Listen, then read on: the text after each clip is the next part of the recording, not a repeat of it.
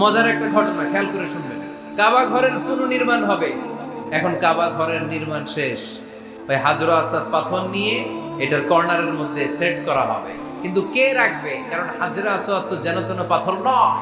মক্কার 4 নেতা বলে এই সম্মান আমরা হাতছাড়া করতে চাই না, কেউ এই পাথরে হাত দিতে পারবে না, কেউ মীমাংসায় যেতে পারে না। এক মুরব্বী বলে, থাক আজকের জন্য এখানেই সবার মুলতবি, আগামী দিনে এই মসজিদুল হারামের দরজা দিয়ে প্রথম যে ঢুকবে সে সিদ্ধান্ত দিবে। আল্লাহর মেহেরবানি, এর পরের দিন এই পথ দিয়ে ছুটে এসেছে বিশ্বনবী মুহাম্মদ। সবাই বিশ্বনবীকে বললেন, এই এই ঘটনা, কেউ তো পাথর ছাড়তে চায় না। বিশ্বনবী বললেন, কই পাথর? জান্নাতারে বললেন, ও জান্নাতা, কাপড়ের 4 কর্নারে তোমরা ধরো। বিশ্বনবী নিজ হাতে পাথরটা নিয়ে কাপড়ের মাঝখানে রেখে দিলেন।